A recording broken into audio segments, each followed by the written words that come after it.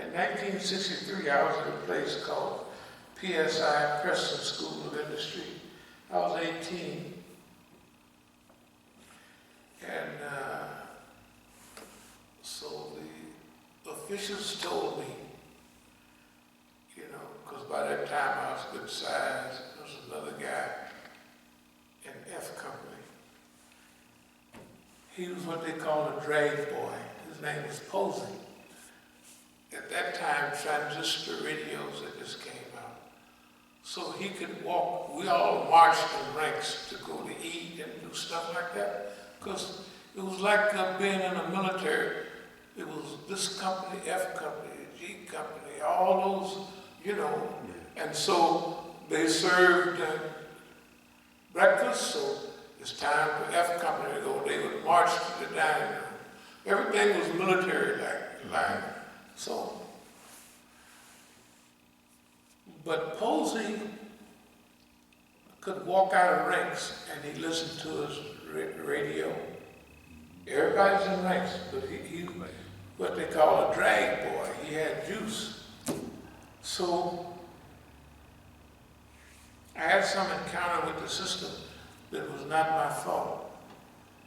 And the captain, the head group supervisor, he said, Reams, you're a nice guy. You're nice looking, handsome and everything. He said, you could have the run of the place. He said, you could be like Posey. And I just said, I don't want to be like Posey. Now this is the first time when it's an open offer for me to be a stooge for the system. Now you gotta imagine how many offers we get. The guy stole in here day before yesterday. Oh, I was just in the neighborhood, just getting a little gas up and what's happening with the Imam's meal and all of that. You know, all that stuff. So, it's a nice guy. The guy called me on the phone from the prison and said, just listen, long story short, when people get out of prison, we want to help them, but we see that these people are already locked in and tied in with the other peoples that don't like us. And that's their job. And that's the job they do now. You know, they work for them. They go and distribute, just pick up that. That's what they do. Right, yeah, that is. Okay, I could have that type of job in my sleep. I'm not going to do that. Now, you may not know, but I open offer for everybody. We do security, we'll take the plastic bags, we'll do all of that for free. Right. We'll clean toilets for free, but you can't pay us. You know what I mean? Yeah. That's not our job. You can't be the chief sitting at the desk and you're gonna pay me to work for you. Look, thank God. This is not something that I developed. It was already in me. Right. It was already there. Now you have to improve it. You know, as you get older, you get more sophisticated. Right. But I was 17, 18. I was 18, I guess, 63. You could be like Posey. You walk out of ranks, have my own clothes on, have a portable radio, and I have juice, and everybody's looking when everybody else line up. Why? Because if you got the big kid and you keep him in line for you, they don't have to do their job. You do it for them. Yeah. So that's what they wanted me to do. They wanted me to be like Posey. He was a big black Negro, just like I was. You know. And everybody respected us. I said, no, I don't want to be like Posey. And that's, as we get closer to here, this thing becomes, man, that was almost 60 years ago. That was a long time ago. It's 1963, I was 18. Good God Almighty. Also, I was raised in the system, state raised, like, I'd come home every now and then and go right back. But that was when I was a kid. So I grew up in the state institution with boys, you know, and we just grew up together. That's why it's funny. When I first got married, it was a nice marriage, and we lived together. And this first time I'm really living. I mean, you know, before you might have a girlfriend for a hot minute, and then you go back to jail. But we were living together. We got married. So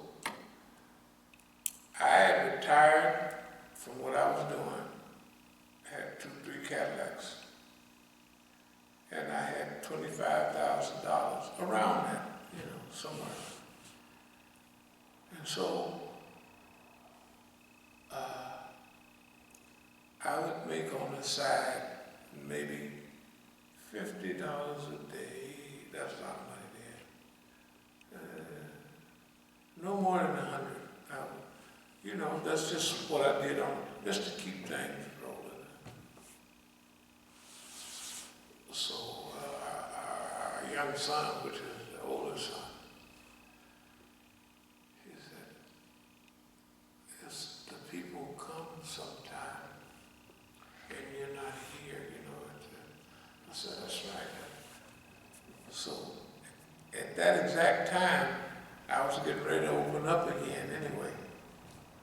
So I got me a big, a dope house way out in, where we come from. So she was saying, "Oh, but you're not here." And I actually hit her. Because I thought she was, I didn't know that's the way girls did. Right, yeah. I had no idea that, wait, I can't be into, if you said, I thought she was, because remember, I done spent most of my life with boys. Yeah. And men, we grow up, we understand each other. Right. And you can't say stuff if you don't mean it. You can't, you know what I mean? Men to men. Yeah. You can't say, "I'll bust you upside the head when you're so tall." You gotta get ready to do that, right? Right. But, so, but you're not here. Because when we got married the first few months, we there, riding together, and then now I'm going back to work. I'm coming out of retirement. Well, I am 22, what do you think I'm gonna just, So anyway, I swear, I thought that she was just messing with me, just because it didn't make sense, and I didn't remember what my father told me till later. And I said, "Oh yeah, my father told me that that's the way it is." So anyway, that was true. That really, I said, this girl messing with me, trying to be funny. You know what I mean? How am I be not here and over there and not? I said, "You can't do that. You gotta be, if I can't do what I'm gonna do at the house, which I'm not, then I have to do it away from home. If I do it away from home, especially in the early time, I'm gonna be gone till I get some other crew working with me. Anyway, boy, then I thought about it. I said, she wasn't messing with me. That's the way, it don't make sense to me. But anyway, so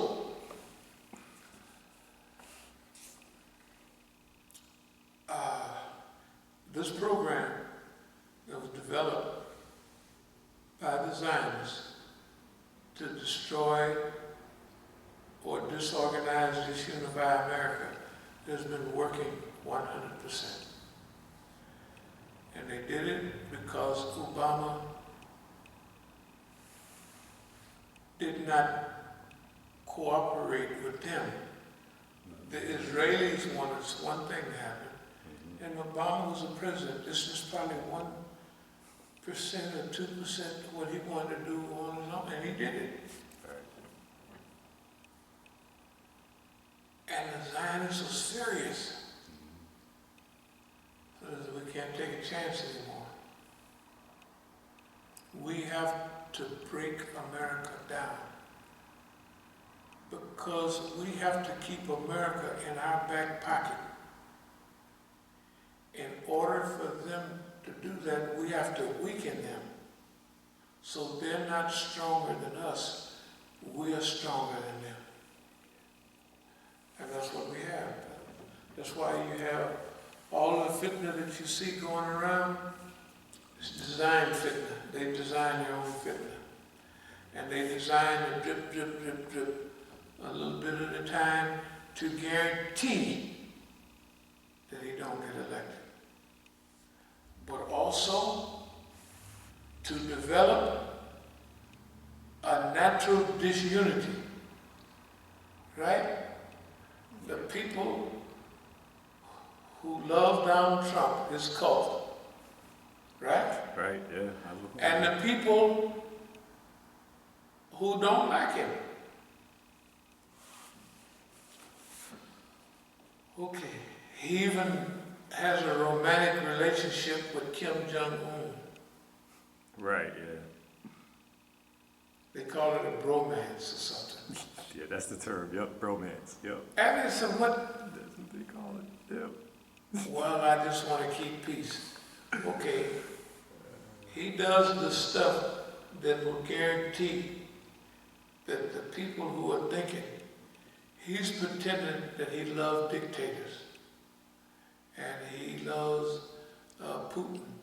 He's not messing with Putin because that's what he's told. Let's keep him thinking that Putin is the one doing all this, right? Yeah. Putin ain't doing this. The Zionists. Right. The Zionists ain't gonna let Putin do nothing. Okay. So we talked about California, the smoke, the sun. We always talk about cleaning up the air, the water, sending out big vessels on the ocean with big barges to clean up,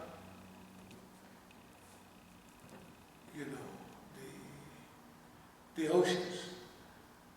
We have three. The coastal, cleaning up all the coastal area, making sure that any water that gets to the ocean, it will be filtered, clean. Won't be no more this soda pop bottles and all this crap. Right. We'll clean up all the sides of the rivers, we'll shake up the bottoms of the rivers. Just have shakers that shake it up, and same thing on the ocean. It'll shake up those little hair-like particles, and we'll clean it. And we'll study what we're doing. That we don't want to overly disturb too much, and we want to do it in the right way. So we'll start off working right away, but we'll study what we're doing so that as we move along, we want al-mizan is like balance, mizan, wasn't. Allah created the earth or the universe was in balance, right? Perfect balance. It also means justice, it means balance. And so our earth renewal or revival project is to get the earth back, say in the next 20 years, very close to the way that Allah gave it to us. That's what we want to do. Now in the meantime, we got our Negroes. Our Negroes have been bought and sold by everybody. Okay. And those same people is bought and sold by everybody. Every group that they started, Manna and all that, all of it, we have been the target. Can you imagine? Okay, now this is something everybody knows. The immigrants know it, they know it. But here we are. Here we are, not anywhere, we didn't even domesticated the system. This has never happened. And remember, when we talk about Star Trek, that means go beyond wherever anybody has ever gone before. This policy that we're inaugurating right now, no one has ever done it. The Prophet ﷺ, when he came back to Mecca, he said, what will you do with us? He said, I had to say the same thing to you that Yusuf said to his brothers, La tatraba. Okay, that's our example. That's one of the only periods in history where, let's call it, love wins over, hands down. Where he didn't have to dominate the tribe. He incorporated the tribe into what he was doing. Yeah. Okay. That's our goal right now. With our Negro fellows. That's our goal. That's our goal. It don't make no difference what they did. We feel that they all made rational decisions based on how they felt about themselves and how they felt about their environment.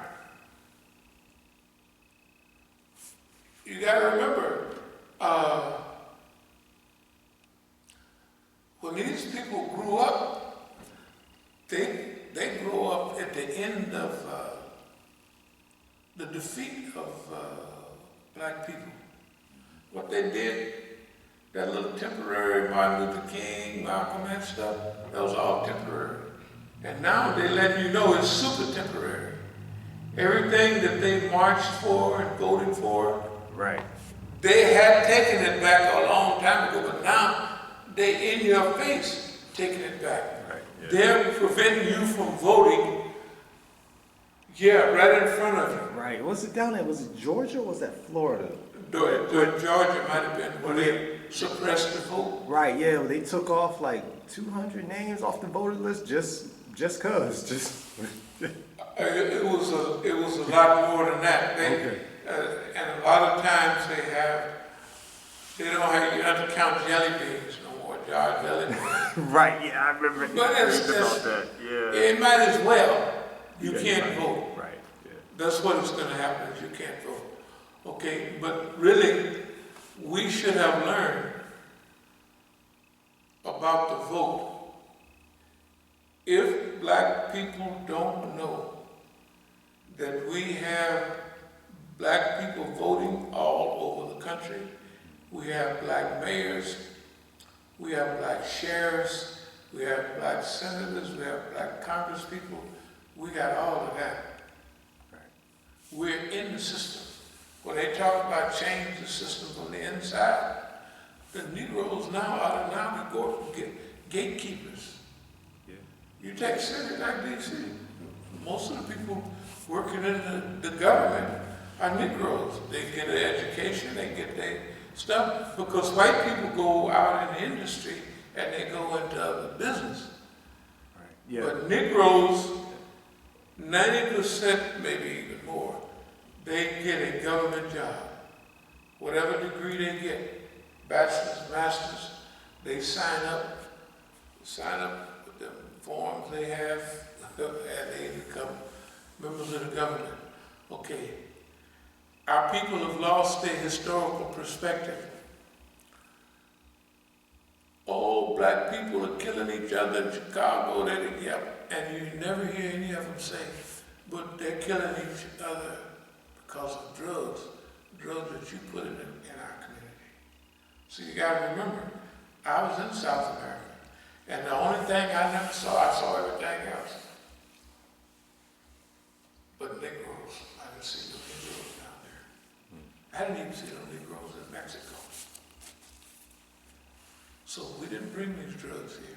Somebody brought them here for us. Okay.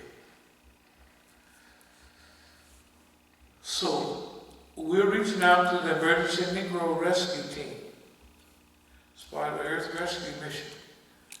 To rescue the earth, rescue the human family, rescue animals. And that's what it is, a rescue mission. You got to remember, our lives, our wives, our children's lives and future, we're leaving it up to these idiots. Look at them. Look at who we're leaving. We don't have no influence on them. They have influence on us. Look what they're doing. They are not even waiting. Why is balance so important? Look at the world today. The upper 40% of America is doing fine. This is the lower 60%. It's not. The richer you are, the better you're doing. Right? I mean, it's okay, that's imbalanced though. What always protected America, not always, but in recent years, was that big middle class. Or, if you don't like it back east, go west. Remember, they had the whole country out there. Yeah. You could get a case back here, right? You could rob a bank. You could just get on your horse, and if you could get out of town, you could just keep riding out to west. Nobody knows who you are. You're who you say you are, right? Yeah. So there's an escape valve. But when they start closing down the west, then all of those opportunities, you could go somewhere and get land and get all that stuff, free land. Okay. But our children, our grandchildren, we're leaving them in the hands of crackpots. The institutions we control, they're blaming everything on us. It's your fault. The murder rate is going up. And it's your fault. Not that you brought the drugs in here for us to kill each other. I haven't heard nobody say that. I've been waiting about y'all